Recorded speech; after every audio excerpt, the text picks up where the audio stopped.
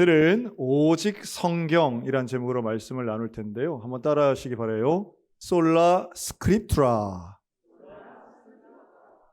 괜찮습니다. 아인슈타인도 라틴어에서 낙제를 받았거든요. 참 유럽인들을 참 어렵게 만들었던 그 언어죠, 라틴어는. 근데 라틴어는 성경의 언어고요. 또 많은 사람들에게 우리 고대 철학의 언어로 이해하고 있습니다. 우리가 성경을 읽어야 되는 것, 우리 모두 기독교인들이라면 누구나 다 인정하죠. 그리고 성경은 우리에게 참 특별한 책입니다. 그리고 오직 성경이라고 하는 이 표현에 담겨 있는 것은 성경만이 우리에게 주는 의미가 있고요. 성경으로만 할 수 있는 일들이 있기 때문입니다. 서양사이긴 하지만 중세 이후에 서양사에서 많은 문학과 또 사람들에게 의미 있는 기록물, 사실 이 스크립투라라고 하는 데서 스크립처가 나오거든요. 이 스크립처는 기록물, 기사까지도 이렇게 번역할 수 있는 단어인데요. 성경이 왜 이런 단어로 파생되느냐 하면 그 많은 문학 서적을 포함한 기록물들의 대부분이 성경과 연결되어 있기 때문입니다. 그래서 서양사이긴 하지만 이들의 기록엔 두 가지 특징이 있는데요. 하나는 인쇄술이었고요. 또 하나는 번역술이었습니다. 이 구텐베르크에 의해서 처음으로 금속 활자가 독일에서 만들어졌을 때에 그때에 인쇄하기 위했던 대상은 바로 성경이었습니다. 성경을 인쇄하기 위해서 그래서 많은 사람들이 볼 수 있도록 하려고 만든 기술이었던 거죠. 그리고 또 있습니다. 성경책을 많은 민족에게 보급하기 위해서 당대의 석학들은 번역 작업들을 해냈습니다. 이건 다른 작품에서는, 다른 의도에서는 보기 힘든 일이었던 거죠. 왜냐하면 식민지에 가서 그 사람들 언어를 공부하고 우리 언어를 가르치기도 바쁜데 그 사람들 언어를 연구해서 그 나라 각각의 민족과 언어로 책을 번역한다는 것은 많은 시간과 노력, 그것도 아주 수준 높은 사람들의 인력이 들어가는 일이었기 때문에 쉽지 않았어요. 하지만 단 한 가지 목적, 많은 사람들이 성경을 읽게 하겠다라고 하는 이 거룩한 사명의 목적이 인쇄와 번역을 통해 성경이 오늘날까지도 가장 많은 사람들이 읽고 있는 책으로 된 거죠. 우리에겐 베스트셀러라는 단어 쓰지만 많이 팔린 것보다도 많이 나뉘어지고 보급된 것은 의미가 있습니다. 그럼에도 불구하고 그렇게 읽어야 되고 많은 사람들에게 보급이 되고 오늘날 우리들도 가지고 있는데 많이 읽으시나요? 성경 어떻게 읽고 계십니까? 우리 옆 사람 보고 성경 많이 읽고 계신가요? 쉽지 않죠. 왜냐하면 옛날에는 성당 하나에 성경 한 권이 있을까 말까 하던 시절이 있었는데요. 지금은 성경 종이로 된 책 형태의 성경은 이미 또 한 세대가 지났죠. 시간이 지나고 지금은 스마트폰으로 얼마든지 볼 수 있는 시대입니다. 저는 일주일에 이 이북이라고 그러죠. 온라인 형태의 책을 한 2, 30권 정도 보는데요. 그건 돈 내고 보는 거예요. 그런데 성경은 그렇지 않죠. 성경 어플들은 대개 무료입니다. 최소한 성경을 보는 데 있어서는 대개 다 무료로 볼 수 있고요. 또 들을 수 있는 서비스들도 참 많이 있습니다. 방법은 참 다양하게 그리고 저렴하게 접근성 쉽게 있는데도 불구하고 우리가 이걸 잘 안 하는 이유 뭐가 있을까요? 어떤 분이 이걸 좀 정리를 해놓은 게 있어서 참고했는데요. 현대 기독교인들이 성경을 안 읽는 이유 그러니까 크게 보면 제가 볼 땐 두 가지 같더라고요. 하나는 바빠서, 또 하나는 어려워서. 바쁜 이유가 뭘까요? 뭘 하나 앉아갖고 진득하게 볼 시간 여유가 없다는 거예요. 제가 며칠 전에 요 명동에 나가서 이렇게 걷다가 그 퀵 서비스 하시는 라이더들 있잖아요. 오토바이를 이렇게 나르시는 그분들 정말 하루가 분주하고 바쁘시거든요. 그런데 신호 대기에 이렇게 라이더가 한 분이 서 있는 걸 좀 봤어요. 근데 이분이 표정이 너무 즐거운 표정이에요. 근데 뭘 보면서 즐겁냐 하면 스마트폰을 보면서 즐거우신 거예요. 위험하죠. 뭘 보고 저렇게 재밌어 하나 하고 제 보행 신호가 돼서 가면서 이렇게 봤거든요. 그랬더니 유튜브 쇼폼을 보고 계시더라고요. 위험하니까 이제 안 봐야 되는데 그 짧은 그 정지 신호 앞에서도 그걸 굳이 또 보고 있는 거예요. 무슨 말씀이냐면 사람은 아무리 바빠도 하고 싶은 건 하게 돼 있습니다. 그렇죠? 아무리 바빠도 찰나의 시간이라 할지라도 해야 된다고 생각하면 할 방법을 찾아내는 게 사람이에요. 여러분, 성경을 못 읽을 이유를 찾지 마시고 성경을 볼 수 있는 방법을 연구해 보시기 바랍니다. 권면하는 거예요. 그런데 두 번째 이유가 있어요. 어렵다는 거예요. 어려운 것은 이해할 수 없는 어려움. 이런 거에 대한 거부감이 좀 있으신 것 같아요. 성경 읽어도 잘 모르겠어요. 무슨 말인지. 이렇게 말씀하시는 분들 가끔 보는데요. 여러분, 성경은 좀 강박을 좀 내려놓으시면 좋겠어요. 무슨 강박이냐 하면 성경은 특별한 능력이나 교육이 돼 있는 사람이 읽었을 때 세상에 볼 수 없는 놀랍고 신비한 진리를 감격적으로 받아들여야만 성경 읽기라고 생각하는 분들이 좀 계신 것 같아요. 그렇지 않습니다. 여러분, 성경을 좀 평이하고 쉽게 좀 읽으시면 좋겠어요. 근데 이제 이해가 안 된다는 말은 전 이렇게 받아들여져요. 성경 말씀이 와닿지 않는다 더하기 믿어지지 않는다. 그렇죠? 뭔가 좀 자극적인 컨텐츠와 같이 귀에 쏙쏙 들어오고 마음에 콱콱 박히면은 좀 읽으려고 할 텐데 그게 아니고 좀 이해도 안 되고 믿어지지도 않고 좀 근본적인 문제죠. 근데 여러분, 성경이 우리에게 답하고 있는 게 있어요. 여러분, 믿음은 로마서 10장에 보면 믿음은 어디서 온대요? 들음에서 옵니다. 믿음은 들음에서 와요. 그런데 들음은 또 어디서 와요? 하나님의 말씀에서 온다고 말씀해요. 최근에 한 칼럼에서 봤는데요. 여러분, 청각장애인, 농인이라고 하죠. 청각장애인과 시각장애인들 중에 누가 더 문맹률이 높을까요? 그런데 놀랍게도 청각장애인의 문맹률이 훨씬 높답니다. 30%가 넘으시더라고요. 이상하죠? 눈이 있어서 책 보면 될 것 같은데 선천적 청각장애인들이 참 어렵겠다. 우리가 장애가 없으니까 그냥 쉽게 뭐 안 들리는 것도 불편하겠지만 안 보이는 게 더 답답하지 않겠어? 라고 생각하는 분들도 저도 그랬으니까요. 그런데 이 청각장애인들의 그 언어 습득력 이런 것은 사실은 우리가 어릴 때에 단어에 대해 공부할 때 눈으로 공부하는 게 아니라는 거예요. 들으면서 난다는 거예요. 사랑이란 단어 여러분 들을 때마다 나중에 결국 문학작품 안에 있는 단어로 문자로 보기는 보는 순간이 오지만 그건 글자를 배워서 익히는 거고요. 한 단어의 개념을 우리가 가지게 되는 건 들음에서부터 온다는 사실이에요. 청각장애인의 문맹률이 그런 걸 일부 증명한다고 저는 봅니다. 많이 도와야 될 부분들이 있는 거죠. 자, 그런데 믿음은 들음에서 옵니다. 그리고 들음은 참 중요한데요. 이 귀로 듣는 것도 있고 마음으로 듣는 것도 분명히 있어요. 그런데 그 들음은 어디서 와요? 말씀을 듣는 데서부터 온다는 거예요. 놀랍게도 믿음이 생기는 과정을 잘 보시면 하나님의 말씀을 보고 듣고 읽는 데에서 믿음이 생기는 것이지 믿음이 있어서 성경을 보는 게 아니라는 거예요. 성경 말씀을 통해 저와 여러분에게 온전하고 성숙한 믿음이 생기게 되시기를 주님의 이름으로 축복합니다.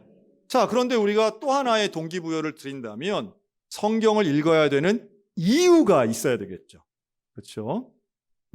긴 시간 동안 여러 가지로 말할 수 있겠지만 제가 좀 축약 잘하잖아요. 제가 성경 읽는 이유 두 가지로 한번 이렇게 말씀드리고 싶어요. 한번 따라할까요? 살기 위해서.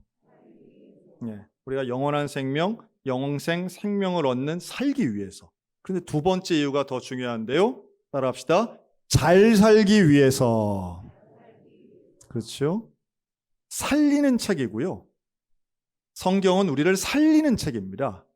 하나님의 말씀은 우리에게 진짜 생명, 새로운 삶을 주시는 것을 믿으시기 바랍니다. 그런데 그 진짜 삶, 생명이 잘 살기 위한 놀라운 은혜가 우리에게 주어져요. 오늘 본문은 그걸 뭐라고 표현하느냐 하면 온전한 삶, 온전케 사는 것과 또한 선하게 사는 그 놀라운 선한 일을 하는 능력을 갖추게 한다. 이렇게 설명해요.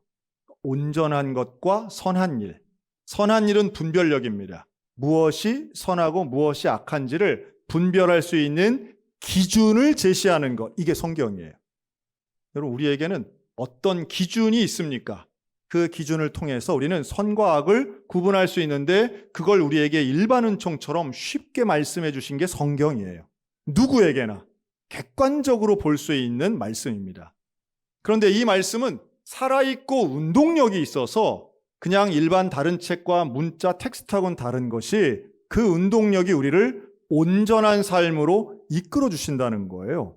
그리고 그 온전한 삶은 결국 다른 데서 얻을 수 없는 예수 그리스도를 향한 생명력이 이 성경 안에는 있다는 말씀이에요. 우리를 온전케 하시는 이 바로 예수 그리스도입니다. 그리고 예수 그리스도를 향하도록 성경은 구약과 신약 모두의 말씀이 어디를 펴던 어떤 맥락을 보던 예수님을 향하여 우리에게 가르침을 주고 있는 책 오직 성경입니다. 그래서 바울은 오늘 본문을 통해 우리에게 이 성경을 통해 얻을 수 있는 4가지 유익을 말씀하는데요. 한번 따라하겠습니다. 교훈, 책망, 바르게 함, 의로 교육함. 바르게 함이에요. 그래서 교훈을 주시는 거죠. 가르치는 거예요. 성경적 가르치는 건, 가르침이라고 하는 건 지식적 가르침을 포함하지만 어떤 면에서는 몸에 배이는 것입니다. 우리가 습득하는 것처럼 몸에 배이고 훈련받은 사람이 반복적으로 어떤 훈련용을 감당하면 이게 자동으로 나오는 것처럼 우리가 예수 그리스도로 마치 온 몸과 영혼이 젖게 되는 그런 가르침이에요. 여러분, 예수 그리스도를 통해 우리 모두가 진정한 교훈을 얻는 이 성경이 우리 모두에게는 가르침되고 기준 되시기를 주의 이름으로 축복합니다. 근데 두 번째는 책망이에요. 근데 이 책망은 비난하거나 욕을 하는 것이 아니라 나의 잘못을 깨닫게 하는 겁니다. 그게 바로 죄에 대한 깨달음이에요. 성경을 읽어서 그 말씀이 내가 죄인임을 깨닫게 합니다. 근데 이게 왜 중요하냐 하면 내가 죄인임을 깨달아야 회개할 수 있어요. 그런데 이 회개로 끝나는 게 아니라 진짜 죄 용서를 받은 것은 예수 그리스도께서 십자가에 달려 돌아가신 이유인데 그때야 비로소 회개를 통해서야 비로소 십자가에 달리신 예수님과 내가 연결되게 됩니다. 복음의 능력이죠. 복음의 은혜입니다. 예수님을 그때 만나는 거예요. 예수님을 그때 인정하는 거예요. 회개를 하고 내 죄를 고백할 때에 십자가에 내 죄를 대신 대속하신 예수 그리스도의 은혜를 경험하게 됩니다. 자, 그러면 놀라운 기적이 일어나는데 내 삶이 바르게 됩니다. 이 강단에 서서 여러분들을 보면요, 어떤 분은 앉아 있는데 이렇게 앉아 있어요. 본인은 몰라요. 왼쪽 오른쪽 균형이 무너지신 분들 많습니다. 또 어떤 분들 앉아 있는데 이렇게 뒤로 좀 넘어가 계신 분들도 있습니다. 그렇게 앉기 시작하면 어디가 아프냐? 허리가 아픕니다. 그러니까 잘못 앉아 있으면 여러분, 우리의 허리나 우리의 무릎은 대개 누구 때문에 아파요? 자식 때문에 아프단 말 하지 마시기 바랍니다. 내가 살아온 흔적이 사실은 51%예요. 뭐 외부의 충격도 있겠죠. 그러나 내가 살아온 삶의 습관이 사실은 내 몸에 그대로 쌓여서 어떤 시점을 딱 넘어가면 아프게 되는 거예요. 지금 젊은이들은 거북목 많다고 그러잖아요. 스마트폰 이렇게 봐가지고. 거북목을 아픈 건 누구 때문이에요? 본인 때문인 거죠. 본인의 자세. 그러니까 물론 자세가 다는 아니지만 자세가 상당히 중요합니다. 어깨 펴고 이 허리를 똑바로 세우고 조금 불편해 보이는 그 자세가 사실은 몸에 좋은 거죠. 그리고 바르게 한다라고 하는 건, 고맙습니다. 움직이신 20분. 바르게 한다는 건 중요한 거예요. 바르게 할 때는요, 반드시 뭐가 필요하냐 하면 기준이 필요합니다. 정확하게 뭔가 위치를 맞추고 세운다라고 할 땐 기준이 있는 거죠. 똑바로의 기준이 있어야 되죠. 성경이 그걸 제시하는 거예요. 우리 인생의 방향도 마찬가지고 가치관도 마찬가지입니다. 올바른 캐논이라고 하는 단어를 쓰는데 척도예요. 근데 이 캐논, 척도라고 하는 말은 결국 하나님께서 기준이 되시고 진리가 기준이 되는 거예요. 내가 기준이 되고 움직이는 사회 문화가 기준이 되어서는 큰일 납니다. 항상 기준이 바뀌면 사실은 올바른 삶, 오늘 본문이 말씀하는 온전한 인생을 살 수 없다는 말씀이에요. 오늘 저와 여러분들 가운데 이렇게 나의 죄를 고백하며 예수 그리스도를 향한 올바른 교훈을 받아들여 바른 삶을 살 수 있는 저와 여러분들 되셨으면 좋겠습니다. 그것을 또 다른 말로 이렇게 표현해요. 의로 교육하기에 유익하다. 의로움도 마찬가지입니다. 의롭다라고 하는 것도 올바른 기준이 세워져 있어야 되는 거예요. 여기엔 당연히 분별력이 조건이 있고요. 의로움은 불의의 반대 개념이잖아요. 의로움의 삶을 산다는 것은 진리 대신 하나님 앞에 또한 우리에게 말씀 대신 예수 그리스도의 가르침을 따라 살 때에 의로운 삶이 됩니다. 근데 이건 재미없는 율법적 삶이 아니고요. 우리의 삶을 참된 기쁨으로 또 충만함으로 이끌어내는 놀라운 생명의 말씀이 되는 거예요. 수많은 사람들이 그래서 성경 말씀을 통해 새로운 생명을 얻게 됩니다. 좀 옛날 사람 하나 이야기할게요. 1980년대 가수인데요. 하여튼 20세기 옛날 사람이 제 또래 분들은 모르는 사람이 없는 가수인데 의외로 전성기가 짧아서 또 나이대가 조금만 달라도 모르는 가수입니다. 이름은 조하문이라는 가수예요. 이 밤을 다시 한번. 이 아픔 아시는 당신께. 히트곡은 제법 되는데 딱 한 장의 앨범에서 히트곡이 많이 나오고요. 그랬던 가수예요. 연세대학교 나오고 마그마라고 하는 이 그룹 사운드 조직회에서 했던 잘생기고 고음 잘 지르던 가수입니다. 그런데 이 가수에게 위기가 와요. 2집을 발매했는데 이게 잘 안 된 거예요. 이 연예인들 중에 특별히 공황장애 우울증을 고백하시는 분들 좀 있죠. 다 그런 건 아닌데 다른 사람들이 나를 어떻게 볼까에 예민한 분들이 이런 공황장애나 우울증을 좀 많이 앓으신다라고 들은 것 같아요. 연예인들은 그런데 예민하시잖아요. 남들이 나를 어떻게 평가할까. 근데 이 조화문 씨도 역시 마찬가지. 그래서 이 집이 잘 안 되는 부진함 가운데 심각한 우울증을 앓습니다. 대인기피 공황장애가 온 거예요. 그러면서 자살하고 싶다 하는 생각까지 먹게 됩니다.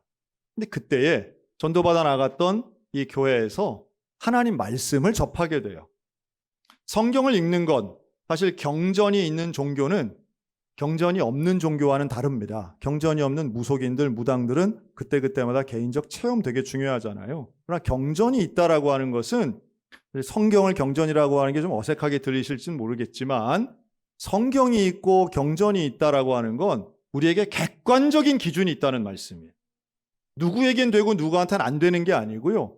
누구나 하나님 말씀을 읽으면 그 안에 있는 생명력을 경험할 수 있다는 거죠. 이 청년 조하문이 성경을 읽으면서 살아납니다. 죽고 싶었던 마음에서 다시 살아나는 마음을 얻게 되는데 요한복음 14장 말씀이 가장 자기에게는 와닿다는 거예요. 평안을 너희에게 끼치노니 곧 나의 평안을 너희에게 주노라. 내가 너희에게 주는 것은 세상이 주는 것과 같지 아니하니라. 여러분, 이런 성경의 놀라운 말씀들이 누군가에게는 죽고 싶었다가 살아나는 기적의 말씀이 되는데요. 오늘 저와 여러분들 가운데에도 세상이 주는 것이 아닌 예수 그리스도가 주는 마음의 평안과 평강, 삶에 대한 소망이 들리는 기적이 있으시기를 주의 이름으로 축원합니다. 의외로 우리 춘천은요, 우울 지수가 상당히 높은 도시예요. 어느 정도 높으냐 하면 강원도에서 제일 높고요. 이걸 숫자로 표현한다면 10점 만점에 9.7 정도 됩니다. 이게 어디랑 비교하면 좀 큰 차이냐 하면 철원이나 화천, 인제에 비하면 2배 많은 거예요. 그리고 광역자치단체랑 비교하면 제주도보다 2배 높습니다. 엄청 큰 차이죠. 서울에 있는 웬만한 지역보다 훨씬 높아요. 아직까지 원인은 잘 모르겠으나 분명한 건 이겁니다. 우리 춘천이 자연환경은 좋아요, 안 좋아요? 얼마나 좋은지 몰라요. 저는 요새 조금 이제 좀 일상으로 된 것 같아요. 제가 와서 한 6년, 7년까지는 이야, 좋다. 물도 좋고 호수도 좋고 강도 좋고 세상에 산도 좋고 야, 이건 다 사진이네, 그림이네 이랬어요. 그런데 실제로 사람이 우울감을 느끼는 것은요, 환경의 요인은 그렇게 절대적이지 않다는 증거라고 저는 생각해요. 환경이 좋다고 그림 같은 풍경의 자연 속에 산다고 우울감이 없는 게 아니라는 거예요. 결국 나 자신과의 관계성, 또 가장 가까이에 있는 사람과의 관계성, 또 영적인 상태, 이런 것들이 종합적인데요. 그래서 춘천시가 이 자살률 낮추려고 최근에 상당히 노력하고 있습니다. 캠페인도 하고요, 여러 가지 운동도 하고요, 또 전문가들과 함께 상당히 많은 정책들도 세우고 있더라고요. 다만 이제 우리 일반 시민들은 자살률이 높았는지도 잘 모르기 때문에 낮췄는지도 잘 모르고 있습니다. 그러고 있지만 우리 주변에는 참 많은 분들이 우울증을 앓고 있고 힘들어하는 거 사실이에요. 그런데 그러한 힘든 것이 개인의 의지의 문제가 아닌 생명과 연결되어 있기 때문에 사실은 말씀을 가지고 우리가 다시 한번 소망을 얻는 일은 교회가 반드시 해야 할 일이고, 오늘 말씀이 특별히 성경이 우리에게 약속하시는 일입니다. 이런 복음은 여전히 많은 사람들에게 필요하고요, 복음이 전파되어야 되고 복음과 함께 생명력도 전파되게 될 줄로 믿습니다. 자, 그럼 읽어야 되는데 어떻게 읽어야 될까요? 이거 방법을 좀 소개하면서 마치려고 해요. 한번 따라 하시기 바랍니다. 멈추어 읽습니다. 네, 아무리 바빠도 일상을 잠깐 멈추시라는 말씀이에요. 하루에 몇 시간씩 성경 읽으란 말씀이 아니라 일정한 시간에 멈춰서 읽으셔야 됩니다. 잠깐 나의 분주함을, 나의 정신없는 그 시간 돌아감을, 일상의 루틴을 잠깐 멈추시라는 거예요. 그리고 오디오 성경이든 책으로 만들어진 성경이든 성경을 읽으시라는 겁니다. 시간을 내라는 거예요. 자, 두 번째는 다시 한번 더 따라해요. 묵상으로 읽습니다. 네, 묵상으로 읽는다라고 할 때는 침묵하며 읽으라는 게 아니에요. 묵상은 히브리어로 하가라는 단어인데요, 이 하가를 성경은 이렇게 표현합니다. 읍조리다. 읍조리다. 큰 소리는 아니지만 중얼중얼 하는 것 같지만 읍조리는 소리예요. 그 옛날에 우리 선비들이 책 읽을 때 어떻게 읽어요? 하늘 천지 뭐 이러잖아요. 네. 왜 소리를 내어서 읽을까요? 그게 되게 효과적이기 때문이에요. 우리가 성경 말씀 읽을 때에 모든 책이 다 비슷한데요, 눈으로 한번 읽고요, 입으로 한번 읽는 거예요. 그러면 귀로도 읽게 됩니다.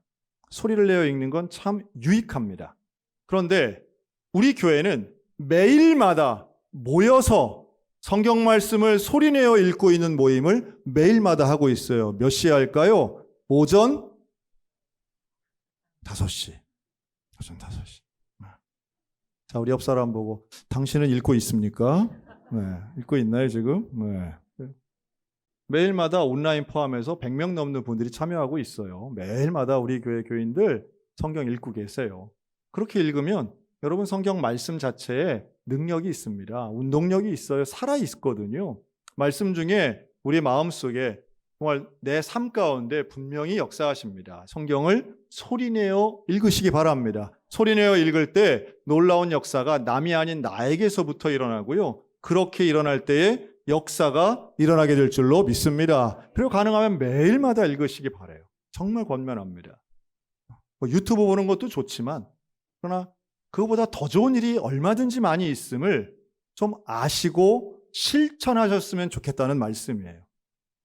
여러분, 오직 성경을 우리에게 주신 하나님의 은혜는 결국 교훈과 책망과 바르게 함과 의로 교육하기에 유익한 이 책을 통해 우리는 온전한 삶과 선한 삶을 살 수 있는 능력을 갖추게 될 것입니다. 그리고 그 삶은 결국 예수 그리스도를 향하게 되는 것이고, 나를 살게 하는 책, 나를 잘 살게 하는 책, 제대로 된 삶, 온전한 삶을 다시 살게 하는 그 책, 여러분 오직 성경뿐이고 그 성경을 읽고 붙잡고 살아가는 자, 여러분들 모두가 다 되시기를 주님의 이름으로 축원합니다.